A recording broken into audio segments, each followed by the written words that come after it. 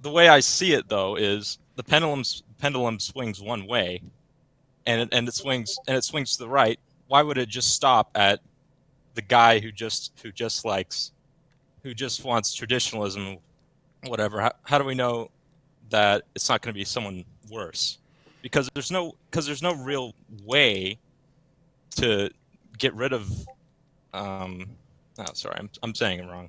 I'm kind of Well, nervous I now. kind of understand what you mean. And I was actually thinking about this today because basically what you're saying is that to end white genocide, to restore traditional white society, that would bring with it inertia, and the excesses of that would be real xenophobia, right? Real hostility towards perceived or real outsiders. That if we had the restoration of a core American identity centered around ethnicity and race, well, we would tend to regard not whites as outsiders, and there might be backlash against them. And to me, that's almost inevitable. And you're basically right about that.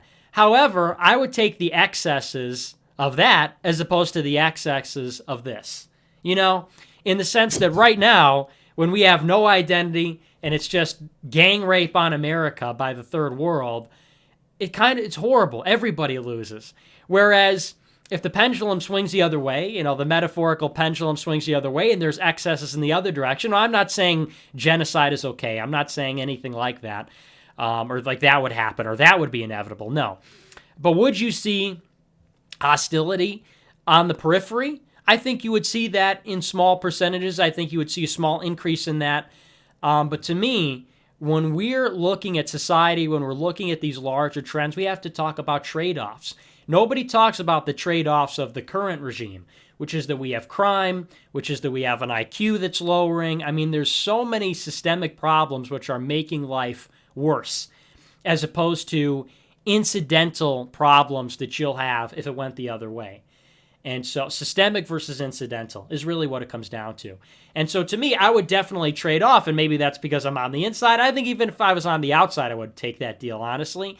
I would prefer having, once in a blue moon, something like that happens. And you see this in China, you see this in other countries, as opposed to not having a country. I mean, what do you think about that? So people can't live together in the same settlement, basically. And if you have a big problem with that, you should go where your people are, I think.